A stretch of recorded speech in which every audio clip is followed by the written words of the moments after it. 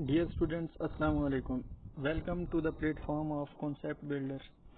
आज हमने जो डिस्कस करना है लेसन नंबर 23। लेसन नंबर 21 और 2 में भी रोजर्स पर्सन सेंटर्ड अप्रोच को डिस्कस किया गया था। इस चैप्टर में भी हम इस लेसन में भी रोजर्स पर्सन सेंटर्ड अप्रोच को ही डिस्कस करेंगे। सबसे पहले मैं आपको बता दूं कि जी इसमें सबसे पहले इसने बात की है phenomenological theory of personality. Phenomena जो लॉजिकल है ये निकला है जी फिनोमिना वर्ड से। ठीक हो गया कि भाई हम किसी चीज़ को किस तरह एक्सपीरियंस करते हैं, उसको उसकी अपीयरेंस को उसको किस तरह चेक करते हैं। तो ये थ्योरी ऑफ पर्सनैलिटी हमें ये बताती है जी कि हम ये रोजर्स की जो ऑब्जर्वेशन थी वो मेन थी इंटरनल फ्रेम ऑफ रेफरेंस पे कि भाई इंसान जो अंदर से है, फील करता है, थिंक है, उसकी बिलीविंग सिस्टम है, वो किस चीज़ पर बेस करता है, वो किस इंटरनल फ्रेम ऑफ रेफरेंस पर बेस करता है। उसकी पर्सनैलिटी का एज ए होल जो था फैक्टर था वो इंटरनल फ्रेम ऑफ रेफरेंस पर। दूसरी चीज़ है जी ह्यूमनिस्टिक। ह्यूमनिस्टिक में आ जाता है जी कि भाई उसने पॉजिटिव एस्पेक्ट ऑफ लाइफ कि उसकी लाइफ में जो एक्सपीरियंस कर रहा है वो बाहर से, तो वो ह्यूमनिस्टिक में आ जाता है, उस पर ज़्यादा जोर दिया गया है। अच्छा, ये तो वैसे मैंने थोड़ा बता दिया। अभी जो हमारा मेन टॉपिक स्टार्ट होना है, चैप्टर स्टार्ट होना है 23, वो स्टार्ट होना है पर्सनैलिटी डिसऑर्गेनाइजेशन और साइकोपैथोलॉजी। पर्सनैलिटी डिसऑर्गेनाइजेशन एक ऐसी स्टेट होती है जिसमें बंदे की पर्सनैलिटी जो है ना वो डिस्टर्ब होना समझ लें, या फिर आप कह लें जी कि डिस्ट्रीब्यूट होना शुरू हो जाती है। साइकोपैथोलॉजी बेसिकली कहते हैं जी the state of mind in which mind comes in the mental disorder state.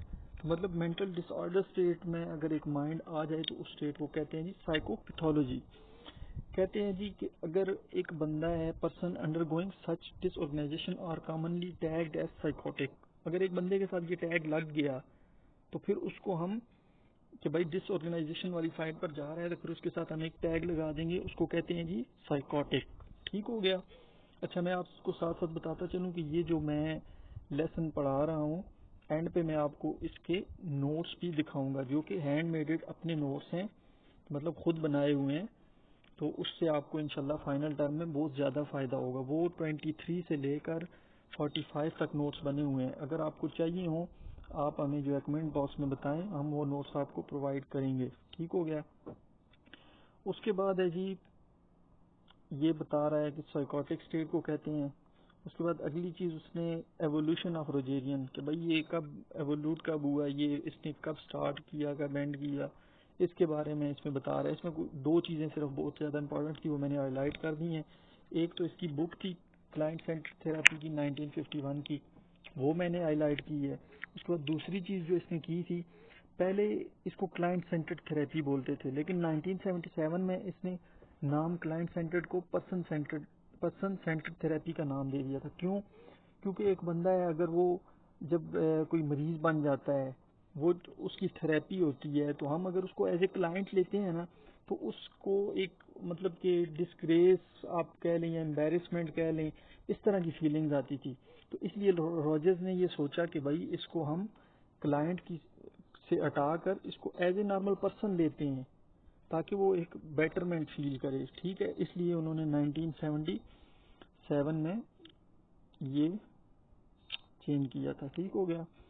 उसके बाद है जी ये इसमें यही बता रहा है जी कि Roger description of the therapeutic process has change thoughtful clinical practices.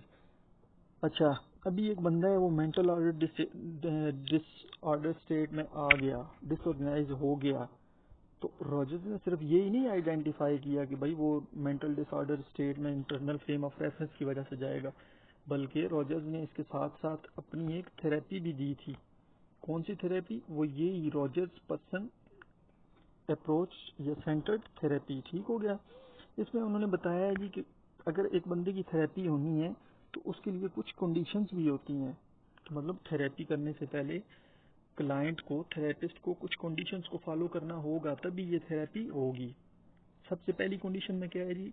Psychological contact, कि भाई उनकी आपस में साइकी मिलनी चाहिए थोड़ी बहुत, कि आया कि हाँ वो एक किसी मकसद के लिए जा रहे हैं, उनकी साइकी कांटेक्ट होनी चाहिए। दूसरी चीज़ है जी इनकॉग्नियंस, कि उनके दरमियान اسٹیٹ آف کانفلکٹ جو ہے نا نہیں ہونا چاہیے.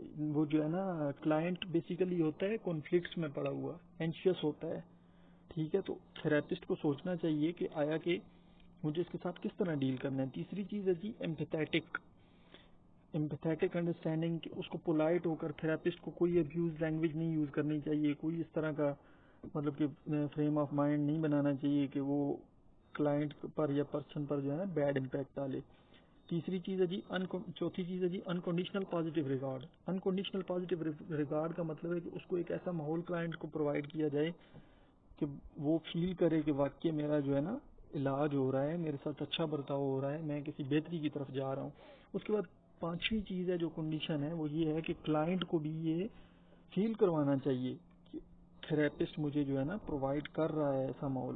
اس کے بعد ہمیں کیسے پتہ چلے گا کہ آیا کہ یہ جو اپروچ ہے, یہ جو تھراپی ہے, یہ رائٹ ڈائریکشن میں جا رہی ہے کہ نہیں جا رہی. پھر انہوں نے یہ بتایا ہے جی, کچھ پوائنٹس بتائے ہیں, ان کا میں آپ کو نچوڑ بتا دیتا ہوں. کہ انہوں نے بتایا کہ کلائنٹ جو ہے نا ایکسپیرینس کرے گا اچھی فیلنگز, وہ بتائے گا جب وہ اگر اچھی طرف جا رہی ہے نا تھراپی, تو اس میں وہ تمام چیزیں جو اس کے پاسٹ سے ہوئی ہیں وہ آٹومیٹیکلی فریڈم فیل کر کے بتانا شروع کر دے گا, ٹھیک ہے.